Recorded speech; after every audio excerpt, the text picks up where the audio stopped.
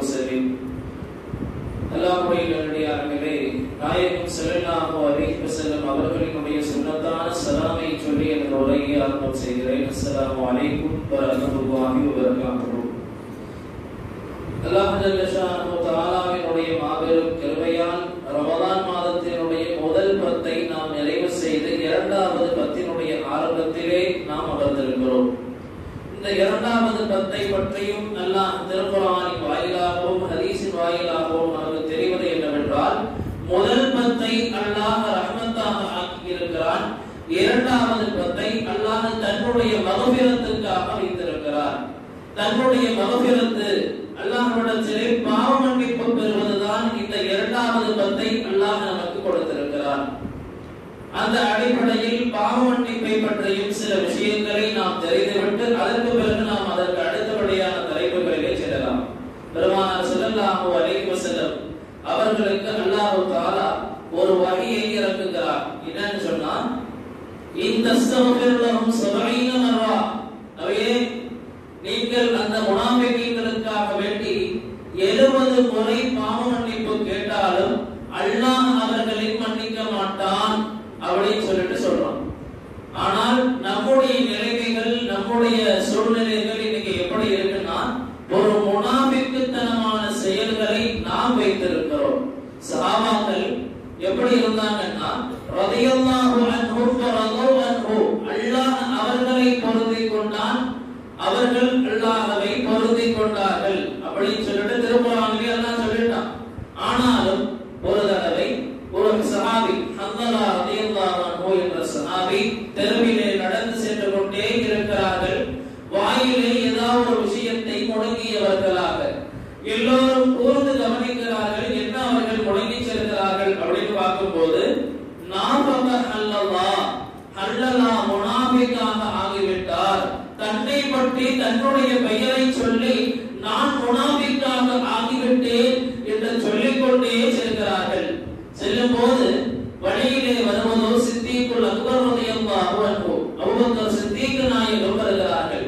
வந்து அபூபக்கர் ரலியல்லாஹு அன்ஹு கேட்கிறார்கள், என்ன அல்லாஹ்வே, நீங்கள் ஒரு முஸ்லிம் தானே, முஸ்லிமாக இருக்கும்போது நீங்கள் ஏன் இப்படி சொல்கிறீர்கள், என்ன நயவஞ்சகனாக ஆகிவிட்டேன் என்று எதற்காக நீங்க சொல்றீங்கன்னு சொல்லிட்டு அபூபக்கர் ரலியல்லாஹு அன்ஹு கேட்கிறாங்க.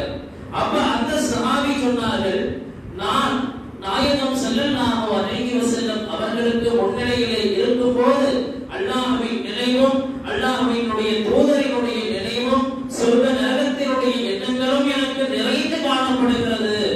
எப்படி நம்ம பயான்ல உட்காரும் போது மட்டுமே அல்லாஹ்வினுடைய நினைப்பு வருவதை போன்று அந்த சஹாபி அபூபக்கர் ரலியல்லாஹு அன்ஹு சொல்கிறார்கள், நாயகத்துக்கு முன்னால் அமர்கின்ற போது எனக்கு அல்லாஹ்வினுடைய எண்ணமும் திருக்குர்ஆனினுடைய எண்ணங்கள் மட்டுமே நிறைந்திருக்கிறது.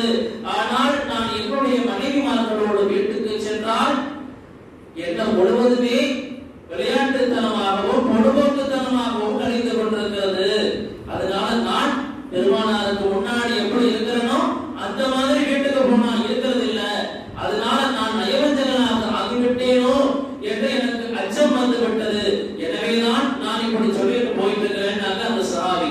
அப்ப அபூபக்கர் ரலியல்லாஹு அன்ஹு சொன்னாங்க, அப்படியா, எனக்கும் அதே நிலைமைதான், அப்படியானால் நானும் நயவஞ்சகனாக ஆகிவிட்டேனோ என்று சொல்லிக்கொண்டே இருவருமே செல்கிறார்கள் நாயகம் ஸல்லல்லாஹு அலைஹி வஸல்லம் அவர்களுடைய தர்பாருக்கு. பெருமானார் ஸல்லல்லாஹு அலைஹி வஸல்லம் அவர்கள் அமர்ந்திருக்கிறார்கள். பெருமானார் ஸல்லல்லாஹு அலைஹி வஸல்லம் இடத்திலே இந்த இரண்டு சஹாபியும் சொல்கிறார்கள், நாயகமே, உங்களுக்கு முன்னால் இருக்கும்போது உங்களுடைய நினைவும் அல்லாஹ்வினுடைய நினைவும் சொர்க்க நரகத்தினுடைய நினைவுகள் எங்களுடைய உள்ளத்திலே வீட்டு கிடக்கிறது. ஆனால் எங்களுடைய வீட்டுக்கு சென்றால் எங்களுடைய குழந்தை குட்டிகள், எங்களுடைய பிள்ளைகளுடைய நினைவுகள் மட்டுமே இருக்கிறது. அல்லாஹ்வினுடைய நினைவு எங்களிடத்திலே இருப்பதில்லை நாயகமே என்று சொன்ன போது பெருமானார் சொன்னார்கள், அன்பு தோழர்களே பயப்படாதீர்கள், அன்பு தோழர்களே பயப்படாதீர்கள். ஒரு மனிதன் அவனுடைய இயல்பு என்னவென்றால் 24 மணி நேரமும் அவனால் அல்லாஹ்வினுடைய நினைப்பில் இருக்க முடியாது. ஆனால் ஒரு மனிதன் உண்மையில் அப்படி இருப்பான் என்று சொன்னால் அந்த மனிதனை மலக்குமார்கள் நேரடியாக வந்து முசாஃபஹா செய்வார்கள் என்று நாயகம் ஸல்லல்லாஹு அலைஹி வஸல்லம் அவர்கள் சொன்னார்கள். லஸாஃபஹத்துகுமுல் மலாயிகா, மலக்குமார்கள் உங்களிடத்தில் நேரடியாக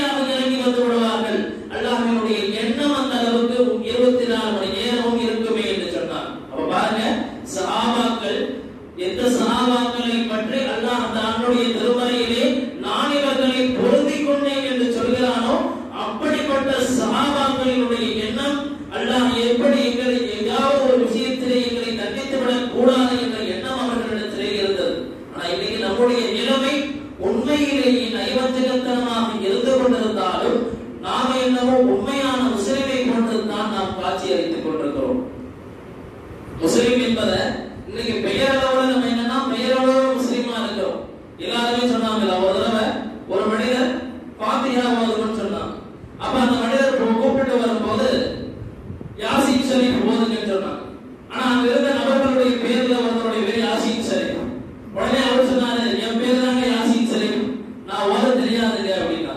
அப்ப குர்ஆனுடைய வசனங்கள், குர்ஆன் என்ன, குர்ஆனிலே என்னென்ன சூறாக்கள் இருக்கிறது அதை கூட அறியாதவர்களாகத்தான் நாம் இன்றைக்கு இருக்கிறோம்.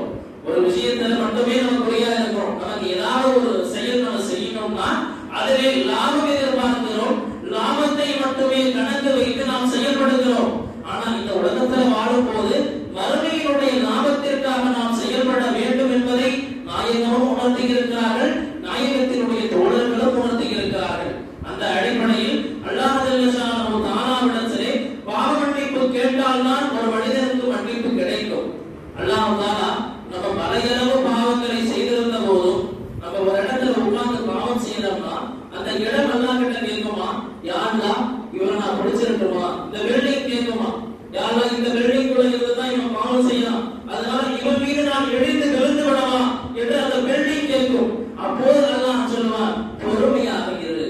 அப்ப அந்த மலக்குமார்கள் கேட்பார்கள், நம்மை பாவம் செய்வதை மனிதனை தவிர்த்து எல்லா ஜீவராசிகளும் பார்த்துட்டு தானே இருக்கு, நம்ம நினைக்கிறோம் நம்ம யாருமே பார்க்கலன்னு. ஆனா அல்லாஹ் பார்த்துக் கொண்டிருக்கிறான். அல்லாஹ் குர்ஆன்ல சொல்லும்போது வைமின் ஷைஇன் இல்லா யுஸப்பிஹு பிஹம்திஹி, உலகத்திலே இருக்கின்ற அத்தனை பொருட்களும் அல்லாஹ்வை தஸ்பீஹ் செய்கிறது. ஒரு தடவை தாவூத் அலைஹிஸ்ஸலாம் அவங்களுடைய விஷயத்துல வரும்போது தாவூத் அலைஹிஸ்ஸலாம் ஒரு புழுவை பார்த்து நினைக்கிறார்கள், இந்த புழுவை அல்லாஹ் எதற்காக படைத்தானோ தெரியவில்லையே. அப்ப அந்த புழு பேசுச்சு. என்னன்னு பேசுச்சு? நபி அவர்களே, நீங்க என்ன சாதாரணமா நினைக்கிறீங்க, ஆனா அல்லாஹ் என்னுடைய பகலை எப்படி தெரியுமா ஆக்கி இருக்கிறான், என்னுடைய பகல் முழுவதுமே அல்லாஹ்வை தஸ்பீஹ் செய்வதாக இருக்கிறது, இரவு முழுவதுமே நாயகம் ஸல்லல்லாஹு அலைஹி வஸல்லம் அவர்களின் மீது ஸலவாத் சொல்வதாக இருக்கிறது. அப்ப ஒரு நாளைக்கு காலையில 1000 தடவை, இரவிலே 1000 தடவை என்று நான் தஸ்பீஹ் செய்து கொண்டே இருக்கிறேன் அப்படின்னு சொல்லி ஒரு புழு சொல்லுதுங்க. ஆனா மனிதனாகிய நாம் அல்லாஹ்விடத்திலே பாவங்களை செய்து விட்டாலும் மன்னிப்பு கேட்பதற்கு நாம் தயங்கிக் கொண்டிருக்கிறோம். ஒரு தடவை ஒரு தாபிஈன் அவர்களிடத்திலே கேட்கப்படுகிறது, அன்னஹு கால் இன்னல் முஸ்லிம யத்ரிபு ஃபலா யஸாலு ஆதிமன் முஸ்லிமன் ஹத்தா யதுகுல் ஜன்னah. ஒரு மனிதன் பாவத்தை செஞ்சுட்டான், மனிதனாலே பாவம் செய்யக்கூடியவன் தான், ஆனா அவன் மனதளவிலே வருத்தப்படுகிறான் என்று சொன்னால் அவனுக்கு நிச்சயமாக சொர்க்கம் கிடைத்துவிடும். மனதில் கொஞ்சமாவது நம்ம பாவம் செஞ்சிட்டோமே, அல்லாஹ் நம்மளை மன்னிச்சிடணும், இனிமேல் அந்த பாவத்தை செய்யக்கூடாது என்ற உறுதி நம்மிடத்திலே இருந்து அல்லாஹ்விடத்திலே மன்னிப்பு கேட்டால் நாம சொர்க்கத்துல போயிடுவோம் சொல்லி சொல்றாங்க. அப்ப அந்த சமயத்துல ஷைத்தான் சொல்லுவானா, யா லைதனி லம் அவுகஹு ஃபீஹி, இவனை போய் நம்ம பாவத்துல விழ வச்சிரோமே, ஒரு நிமிஷத்துல சொர்க்கத்துக்கு போயிட்டானேப்பா அப்படிங்கிற மாதிரி இருக்கு, அவன் ஃபீல் பண்ணுவான். அப்ப நம்மளுடைய தொழுகைகளும் நம்மளுடைய இபாதத்துகளும் எப்படி இருக்க வேண்டும், அல்லாஹ் பொருத்தி கொடுக்கிற ரீதியிலே இருக்க வேண்டும். ஒரு தடவை இமாம் அபூ ஹனீஃபா ரஹ்மத்துல்லாஹி அலைஹி, ஹனஃபி மத்ஹபினுடைய 4 இமாம்களில் ஒரு மாபெரும் இமாம். நம்ம என்ன நினைக்கிறோம்னா ஒரு விஷயத்தை விளங்கிக் கொள்ள வேண்டும், 4 இமாம்களுமே சத்தியமானவர்கள், இதில் எந்த இமாமோ இவரை விட இவர் பெரியவர் அப்படின்னு நம்ம என்னைக்குமே நினைக்க கூடாது. இமாம் ஷாஃபி ரஹ்மத்துல்லாஹி அவர்களும் சிறந்தவர்கள், இமாம் அபூ ஹனீஃபா ரஹ்மத்துல்லாஹி அலைஹி அவர்களும் சிறந்தவர்கள். ஷாஃபி இமாம் சொல்றாங்க, எனக்கு ஏதாவது கஷ்டம் ஏற்படுகிறது என்றால் நான் நேரடியாக இமாம் அபூ ஹனீஃபா ரஹ்மத்துல்லாஹி அலைஹி அவர்களுடைய கபருக்கு செல்லுவேன், அங்கு சென்று 2 ரக்காத்துகள் அல்லாஹ்வுக்காக வேண்டி நான் தொழுதுவிட்டு, யா அல்லாஹ் இந்த இமாமினுடைய பொருட்டால் என்று நான் துஆ செய்வேன், அல்லாஹ் என்னுடைய எல்லா சிரமங்களையுமே தூரமாக்கி விடுவான் என்று சொல்லுகிறார்கள் இமாம் ஷாஃபி ரஹ்மத்துல்லாஹி அலைஹி. அப்ப பார்க்கணும், எல்லா இமாம்களும் சத்தியமானவர்கள், எல்லா இமாம்களுமே உண்மையானவர்கள். அதனால இந்த 4 இமாம்களை பின்பற்றுவது உம்மத்தினுடைய ஒட்டுமொத்த உம்மத்தினுடைய ஒன்றுபட்ட கருத்து அப்படின்னு சொல்லுவாங்க. அரபியில இஜ்மா என்று பெயர். அப்ப இஜ்மாவுக்கு நம்ம மாற்றம் செய்யக்கூடாது. அப்ப 2வது விஷயத்தை அபூ ஹனீஃபா ரஹ்மத்துல்லாஹி ஒரு நாள் என்ன செய்யறாங்க, தன்னுடைய வீட்டுல உட்கார்ந்து இருக்காங்க. அப்ப அந்த சமயத்துல ஒரு மனிதர் வராரு. அந்த மனிதருக்கு தான் எங்கே புதையல் புதைச்சு வச்சிருந்தார், அந்த புதையல் தெரியல, எங்க புதைச்சு வச்சுன்னு மறந்து போச்சு. உடனே இமாம் அவர்கள்ட்ட வந்து, இமாம் அவர்களே என்னுடைய காசை நான் எங்கே புதைச்சு வச்சிருந்தேன், அதை காணாம போச்சு அப்படின்னு சொல்லிட்டு வராரு. அப்ப இமாம் அவங்க சொன்னாங்க, எப்பா சட்டம் ஏதாவது கேட்டீங்கன்னா சட்டத்தை சொல்லலாம், ஆனா நீ எங்க புதைச்சு வச்ச காசுன்னா என்கிட்ட வந்து கேட்கறியே, ஏதாவது போலீஸ் ஸ்டேஷன்ல கம்ப்ளைண்ட் கொடுத்தாலாவது உனக்கு கிடைக்கும், ஆனா என்கிட்ட போய்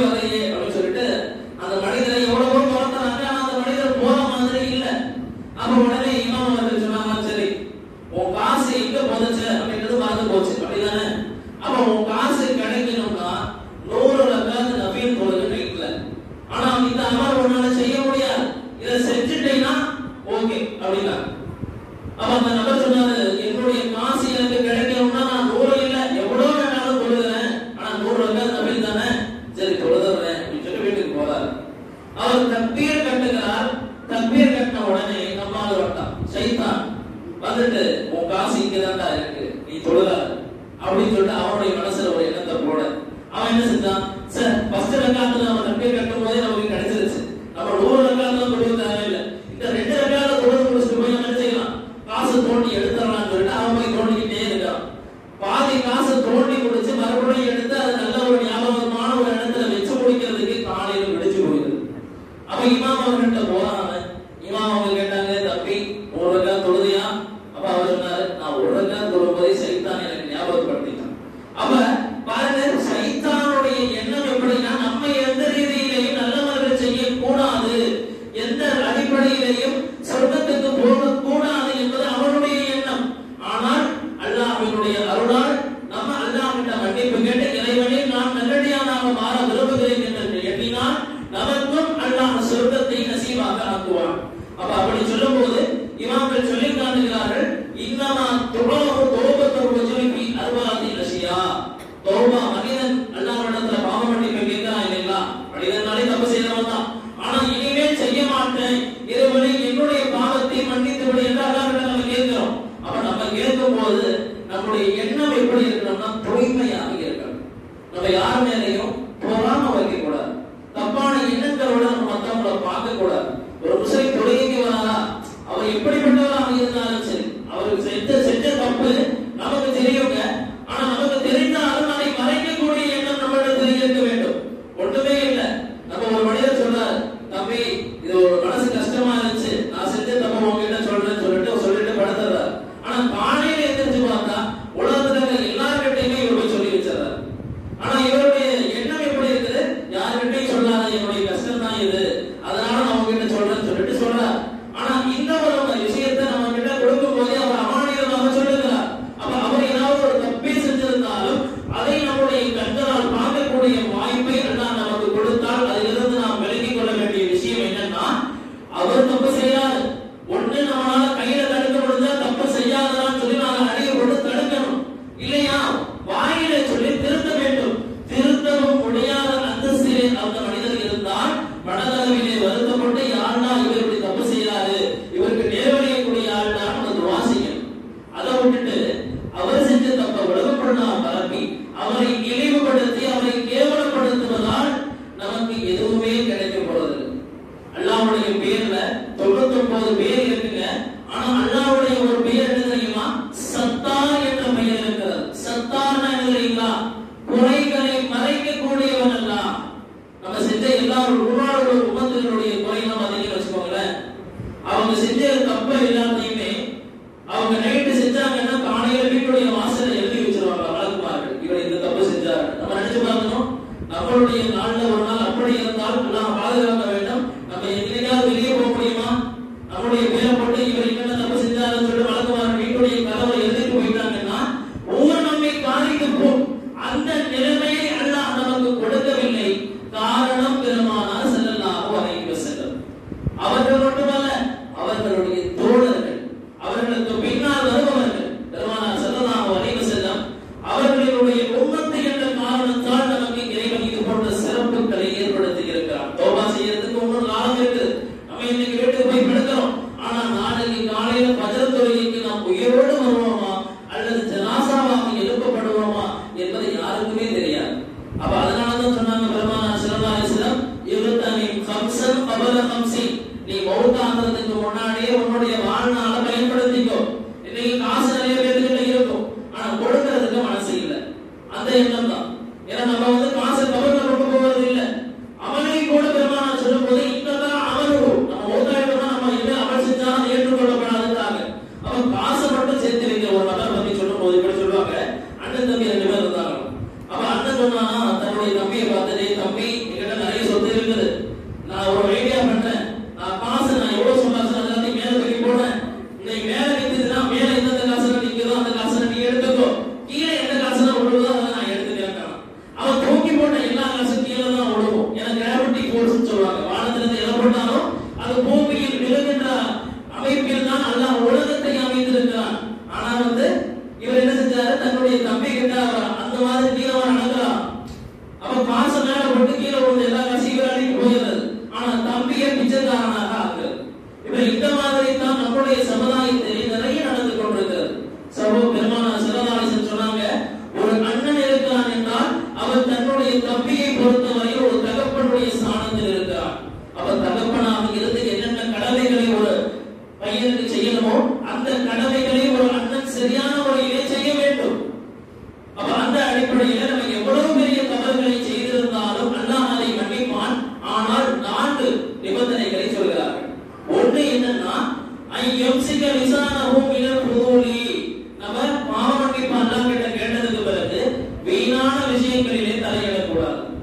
வீணான விஷயங்கள்ல எதிரையுமே தலையிடக்கூடாது. அது புறமாக இருந்தாலும் சரி, பொய்யாக இருந்தாலும் சரி. வாயிலிருந்து வரக்கூடிய வார்த்தைகள் தான் பெரும்பாலும் ஒரு மனிதனுக்கு ஏற்படுகிற கஷ்டத்திற்கு காரணம். ஒண்ணு, பொய் பேசுவான். நம்ம என்ன நினைக்கிறோம், மத்தவங்களை பத்தி நம்ம பேசினாதான் தப்பு நினைக்கிறோம். நமக்கு முன்னாடி மத்தவங்களை பத்தி மத்தவன் பேசினாலும் அதுவுமே தப்பு தான். ஏன்னா அவர் நம்ம முன்னாடி உட்கார்ந்துட்டு அவர் மத்தவங்களை பத்தி குறை சொல்வாரு. ஆனா அந்த சமயத்திலேயே நம்ம என்ன சொல்லணும்னா, என் முன்னாடி மத்தவங்களை பத்தி குறை பேசாதீங்க. ஏன்னா பெருமானார் ஸல்லல்லாஹு அலைஹி வஸல்லம் யார் குறை பேசினாரோ அவர் பேசாதீங்கன்னு சொன்னாங்க. அது மட்டும் இல்லாமல் அவர் பேசுவதை நாம் கேட்டால் அதற்கு நாமும் அவரோடு சேர்ந்து பாவத்திலே கூட்டாக ஆகிவிடுவோம். அப்ப இரண்டாவது விஷயம், ஒரு மனிதர் பாவ மன்னிப்பு கேட்கிறார் என்று சொன்னால் அல்லாஹ் யுவாலி அஹலிஹி கல்பிஹி ஹஸதன் வலா அதாவதன், யாரை பத்தியும் தவறான எண்ணம் மனதிலே இருக்கக்கூடாது. இது இரண்டாவது நிபந்தனை. ஃபர்ஸ்ட் தேவையில்லாத விஷயத்தை ஈடுபடக்கூடாது. இரண்டாவது விஷயம், அவருடைய மனதிலே யாரை பற்றியும் பொறாமையோ தவறான எண்ணங்களோ இருக்கக்கூடாது. அடுத்து மூன்றாவதாக சொன்னார்கள் ஐயுவாரிக அஸ்ஹாபஸ் ஸூஇ, கெட்ட நபர்களினுடைய சகவாசத்தை விட்டொழிக்க வேண்டும். ஏன்னா இன்னைக்கு நண்பன் என்ற பெயரிலே நிறைய நபர்களை நாம் கண்டுகொள்வது கெட்ட நண்பர்களிடத்தில் இருந்துதான். அப்ப பெருமானார் ஸல்லல்லாஹு அலைஹி வஸல்லம் ஒரு தடவை பெருமானார் ஸல்லல்லாஹு அலைஹி வஸல்லம் என்ன செய்றாங்கன்னா, அரபு நாட்டுல ஒரு பெரிய காஃபிர், அவனுக்கு இஸ்லாமையே பிடிக்காது. அப்படிப்பட்ட ஒருவன் என்ன செய்யறான், விருந்துக்கு கூப்பிடுறான் பெருமானார் ஸல்லல்லாஹு அலைஹி வஸல்லம். அவ விருந்துக்கு கூப்பிடும் போது நம்ம பெருமானார் ஸல்லல்லாஹு அலைஹி வஸல்லம் சொன்னாங்க, நான் சாப்பிட மாட்டேன். உபபதி குணம் அபி முஹைத் அப்படின்ற ஒரு மோசமானவர், ஒரு கேடு கெட்டவர். அவன் என்ன செய்யறான், நான் பெருமானார் விருந்துக்கு கூப்பிடுறோம். அவன் பெருமானார் சொன்னார்கள், அரபுகிட்ட இங்க ஒரு வழமை இருக்கு, விருந்தாளிகள் வந்தா விருந்து உபசரிக்க வேண்டும் என்ற பழக்கம் அரபுகள் எல்லார்கிட்டயுமே இருக்கு. அப்ப விருந்துக்கு கூப்பிட்டா வரலன்ற உடனே அவருடைய மனசு ரொம்ப வருத்தத்துக்குள்ளாயிடுச்சு. அவன் ரொம்ப வருத்தப்படுறான், பெருமானார் வரலையே நம்ம விருந்துக்கு. அவன் பெருமானார் சொன்னார்கள், நீ இஸ்லாத்தை ஏற்றுக்கொண்டால் நான் உங்களுடைய வீட்டுக்கு விருந்து சாப்பிட வரேன். அதே மாதிரி அஷ்ஹது அல்லா இலாஹ இல்லல்லாஹ் வ அஷ்ஹது அன்ன முஹம்மதர் ரசூலுல்லாஹ் ஸல்லல்லாஹு அலைஹி வஸல்லம் அப்படிங்கிற அந்த திருக்கலிமாவை அந்த நபர் சொல்லிட்டார். சொன்னதுக்கு பிறகு அவருக்கு ஒரு ஃப்ரெண்ட் இருந்தார், அபூஜஹல், பெரிய மோசமானவன். அப்ப அவனை போய் பார்க்கலாம்னு போறாரு. அப்ப அபூஜஹல் சொன்னா, என்ன உன்னை பத்தி ஒரு விஷயம் கேள்விப்பட்டேன், நீ முஹம்மது ஸல்லல்லாஹு அலைஹி வஸல்லம் கொண்டு ஈமான் கொண்டுட்டியாமே, இனிமேல் உன்னுடைய முகம் என் முகத்துக்கு ஹராமாயிடுச்சு, நான் உன்னை பார்க்க மாட்டேன் அப்படின்னு சொல்லி அவன் முகத்தை திரும்பிக்கிறான். எதனாலன்னா நீ முஸ்லீம் ஆயிட்ட. ஏன்னா என்னோட இவ்வளவு நண்பனா இருந்துட்டு என்ன ஆயிட்ட, முஸ்லீம் ஆயிட்டியடா. நீ போய் முஹம்மது ஸல்லல்லாஹு அலைஹி வஸல்லம் கன்னத்திலே அறைந்து அவர்களுடைய முகத்திலே எச்சில் துப்பும் வரை நான் உன்னிடத்திலே பேச மாட்டேன் என்று அந்த கேடு கட்டவன் அபூஜஹல் சொல்லுகிறான். அதை நண்பன் என்ற அடிப்படையில் கேட்ட இந்த உபதி குரு அபி முஹைத்தும் பெருமானார் ஸல்லல்லாஹு அலைஹி வஸல்லம் அவர்களிடத்திலே சென்று பெருமானார் ஸல்லல்லாஹு அலைஹி வஸல்லம் இடத்திலே அவன் சொன்னதை போன்று செய்து விட்டான். அப்ப அல்லாஹ் குர்ஆன் என்ன தெரியுமா ஆயத்து இருக்கிறான், நாளை மறுமை நாளிலே இவன் கைசேதப்படுவான், வருத்தப்படுவான். என்ன தெரியுமா, யா லைதனி லம்மத்தமிது ஃபுலானன் கலீலா, யா அல்லாஹ் ஒரு நல்ல மனிதனை நான் நண்பனாக எடுத்துக்கொள்ளாமல் போய்விட்டேனே அப்படின்னு சொல்லிட்டு அவன் வருத்தப்படுவான்றான். அப்ப நல்லவர்களுடைய சகவாசத்தை நாம் எடுத்துக்கொண்டால் நல்லவர்களோடு நாம் இருப்போம். பெருமானார் சொன்னாங்க, அந்த மஹமன் அஹபப்த, நீ யாரை நேசிக்கிறாயோ அவர்களோடு சுவனத்திலே இருப்பாய். இப்ப சொர்க்கவாசியை நேசிச்சோம்னா சொர்க்கத்திலே இருப்போம், நரகவாசியை நேசிச்சோம்னா நரகத்திலே தான் இருப்போம். அப்ப நல்ல தோழமைகளை நாம் ஏற்படுத்திக் கொள்ள வேண்டும். அப்ப அடுத்த கெட்டவர்களுடைய சகவாசத்தை கொண்டிக்க வேண்டும். அப்ப நான்காவது நிபந்தனையாக சொல்கிறார்கள், ஐயகூன முஸ்தஹிக்கன் லில் மௌதி நாதிமன் முஸ்தக்பிரன் லிமா ஸலஃப மினத் துனூபி. நம்ம செய்த பாவங்களுக்காக வேண்டி பாவ மன்னிப்பு அல்லாஹ்விட்ட கேட்டுக்கிட்டே இருக்கணும். அதுக்கு அடுத்தபடியாக மௌத்துக்கு தயாராக இருக்க வேண்டும். நமக்கு எல்லா நேரத்திலும் மௌத்து வருங்க. ஏன்னா அல்லாஹ் குர்ஆன்ல சொல்றான், வலவ் குன்தும் ஃபீ உரூதின் முஸையதா, ஒரு இரும்பு கோட்டைக்குள்ள போய் உங்களை நீங்க பூட்டிக்கிட்டாலே உங்களுக்கு மௌத்து வரும்ன்ற அல்லாஹ் தஆலா. அப்ப மௌத்து கீழே விழுந்தாலும் வரும், மேல வீட்ல போய் கதவை பூட்டிக்கிட்டாலும் வரும். ஒரு தடவை முள்ளா இருந்தா, முள்ளா என்ன செஞ்சா, ஒரு பெரிய சத்தம். அப்ப அவன் முள்ளாவுடைய ஒய்ஃபு கேட்டாங்களா, என்ன சத்தம்? ஒன்றும் இல்லை, சட்டை கீழே விழுந்துருச்சு அப்படின்னு. அப்ப ஏன் இவ்வளவு பெரிய சத்தம், ஒரு சட்டை கீழே விழுந்ததுக்கு ஏன் இவ்வளவு பெரிய சத்தம் அப்படிங்கிறதுக்கு அந்த முள்ளா சொன்னா, ஒன்றும் இல்லாத சட்டைக்குள்ள நான் இருந்தேன், அதனாலதான் அவ்வளவு பெரிய சத்தம். அவன் சட்டைக்குள் நான் இருந்தேன் அதனால கீழே விழுந்தேன்னு சொன்னா அசிங்கம். அப்ப அசிங்கத்தை மனிதன் விரும்புவதில்லை, எல்லா விதத்திலேயும் அவன் புகழை விரும்புகிறான். ஆனா அல்லாஹ் சொல்றது என்னன்னா, தவாதுவாக பணிவோடு அல்லாஹ்விடத்திலே துஆ செய்ய வேண்டும். அப்படி துஆ செஞ்சோம்னா நமக்கு அல்லாஹ் எல்லா விதமான அந்த அடிப்படையில பாவங்களை மன்னிப்பதற்கு அல்லாஹ் வைத்திருக்கின்ற விஷயம் நமக்கு இந்த மகபிரத்தான மாதத்தை கொடுத்திருப்பது ஒரு அருளான விஷயம். பெருமானார் ஸல்லல்லாஹு அலைஹி வஸல்லம் அவர்களை தொட்டு அறிவிக்கப்படுகிறது ஒரு ஹதீஸ்ல, அன்னஹு ரஜல இம்ராஅத்தன் ஸனத், ஒரு பெண் என்ன செஞ்சிட்டாங்க, ஸினா செஞ்சிட்டாங்க, விபச்சாரம் செஞ்சிட்டாங்க. அந்த பெண்ணுக்கு திருமணமாகி இருந்தால், ஒரு பெண் விபச்சாரம் செய்திருந்தால் அவர்களை கல்லெறிந்து கொள்ள வேண்டும் என்பது இறைவனுடைய சட்டம், குர்ஆனில் இருக்கக்கூடிய சட்டம்.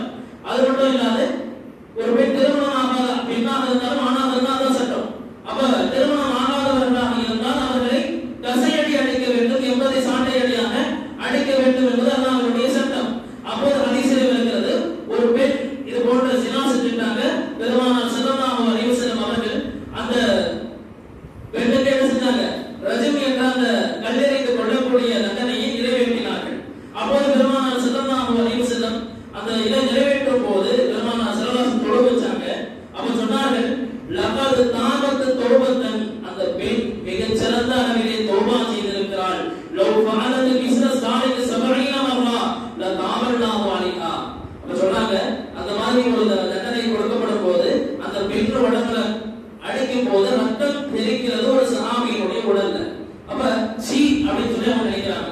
அப்ப பெருமானார் சொன்னாங்க, சீன்னு சொல்லாதீங்க, அந்த பெண் அல்லாஹ்விடத்திலே மனமுருகி மன்னிப்பு கேட்டார்களே, இந்த தண்டனை ஏற்றுக்கொண்டார்களே, இந்த ஒரு மன்னிப்பை உலக மக்கள் அனைவருக்கும் பங்கு வைத்து கொடுத்தாலும் தகும் என்று சொன்னார்கள் நாயகம் ஸல்லல்லாஹு அலைஹி வஸல்லம். அப்ப அல்லாஹ் கிட்ட நம்ம வறுமையில போய் தண்டனைகளை பெறுவதை விட இந்த உலகத்திலேயே மன்னிப்பை நாம் கேட்டு அல்லாஹ்விடத்திலே பெற்றுக்கொள்ள வேண்டும். உலகத்தில் நம்ம எவ்வளவு நாள் இருக்க போறோம், அல்லாஹ் மரணத்தை எப்போது வேண்டுமானாலும் கொடுக்கலாம். பெருமானார் ஸல்லல்லாஹு அலைஹி வஸல்லம் தோழர் ஒரு சஹாபி, அந்த சஹாபி மிஸ்அப் பின் உமைர் ரலியல்லாஹு அன்ஹு, அபூ நுஐம் என்ற ஹதீஸ் கிதாபில் இந்த வரலாறு பதிவு செய்யப்படுது. அந்த சஹாபி நடந்து வருகிறார்கள், பெருமானார் ஸல்லல்லாஹு அலைஹி வஸல்லம் அழுகிறார்கள். ஏன்னா அந்த சஹாபியினுடைய உடலிலே எந்த துணியுமே இல்லை. இன்னைக்கு நம்ம போடுறோம் இல்லையா, விலைமதிப்பான துணியை போட்டிருக்கோம், பேனை போட்டு உட்கார்ந்து இருக்கிறோம். அந்த காலத்துல ஒண்ணுமே இல்லை. ஆனாலும் அந்த சஹாபியினுடைய உடலில் டிரெஸ் கூட இல்லை. அப்ப பெருமானார் ஸல்லல்லாஹு அலைஹி வஸல்லம் அவர்கள் அழுகிறார்கள். அழுதுவிட்டு பெருமானார் சொன்னார்கள், இந்த நபர் மிஸ்அப் பின் உமைர் இருக்கிறாரே, இவர் எப்படிப்பட்ட சஹாபி தெரியுமா? இவரை ஒரு காலத்திலே நான் பார்த்திருக்கிறேன். தன்னுடைய தாய் தந்தையருக்கு மத்தியிலே விலை உயர்ந்த ஆடைகளையும் விலை உயர்ந்த சாப்பாட்டையும் சாப்பிட்டுக்கிட்டு இருந்த மனுஷன். ஆனா அல்லாஹ் அவருடைய முஹப்பத்து, ரசூலுடைய முஹப்பத்து இவரை இந்த அளவுக்கு கொண்டு வந்து விட்டது. இந்த உலகத்திலே அல்லாஹ் ரசூலை மிஞ்சியது எதுவுமே கிடையாது. அப்ப அந்த சஹாபிக்கு நபி ஸல்லல்லாஹு அலைஹி வஸல்லம் என்ன செய்றாங்க, வருத்தப்படுகிறார்கள். இந்த உலகத்துல இவ்வளவு கஷ்டப்பட்டிருக்காங்க, காசு பணம் வேண்டாம் என்று வருத்தப்பட்டு அதையெல்லாம் ஒதுக்கிவிட்டு நாயகம் ஸல்லல்லாஹு அலைஹி வஸல்லம் இடத்திலே ஓடி வந்த சஹாபாக்கள் அவர்கள். பெருமானார் ஸல்லல்லாஹு அலைஹி வஸல்லம் அவர்கள் மாபெரும் பாக்கியத்திற்கு உரியவர்கள். நமக்கு பெருமானார் கிடைத்ததே ஒரு பாக்கியம் தான். ஏன்னா அல்லாஹ் குர்ஆன்ல சொல்லும்போது, வபில்லமு அன்ஹுஸஹும், முக்மினானவர்கள் அநியாயம் வைத்துக் கொண்டால், பாவம் செய்தால், ஜாவுக நாயகமே உங்ககிட்ட தான் வருவாங்க. நாயகம் ஸல்லல்லாஹு அலைஹி வஸல்லம் அவர்கள் வஸ்தகபரஹு ரசூல், நாயகம் நமக்காக வேண்டி பாவ மன்னிப்பு தேடுவார்கள். அப்ப பெருமானார் ஸல்லல்லாஹு அலைஹி வஸல்லம் நம்முடைய குற்றங்களை பார்த்து பெருமானார் ஸல்லல்லாஹு அலைஹி வஸல்லம் கண்ணீர் வடிக்க நாம் ஆளாக வேண்டுமா? பெருமானார் ஸல்லல்லாஹு அலைஹி வஸல்லம் உயர்ந்த அந்தஸ்தில் இருக்கும் நபி, ஆனால் நாம் செய்யும் பாவங்களுக்காக வேண்டி அவர்களினுடைய ஒரு சொட்டு கண்ணீர் வந்தால் அல்லாஹ்வினுடைய வேதனை நம் மீது இறங்காதா? அதையெல்லாம் நம்ம யோசிச்சு பார்க்கணும். அதையெல்லாம் யோசித்து அல்லாஹ்விடத்திலே பாவங்களை செய்திருந்தால் பாவ மன்னிப்புக்காக வேண்டி இந்த வரக்கூடிய 10 இரவுகளை நாம் பயன்படுத்திக் கொள்ள வேண்டும். எனவே வல்ல ரஹ்மான் நம் அனைவருக்குமே பெருமானார் ஸல்லல்லாஹு அலைஹி வஸல்லம் அவர்களினுடைய பொருட்டால் நம் அனைவருடைய பாவங்களையும் மன்னித்து அருள் புரிவானாக. வாஹு தவானா அல்ஹம்துலில்லாஹ்.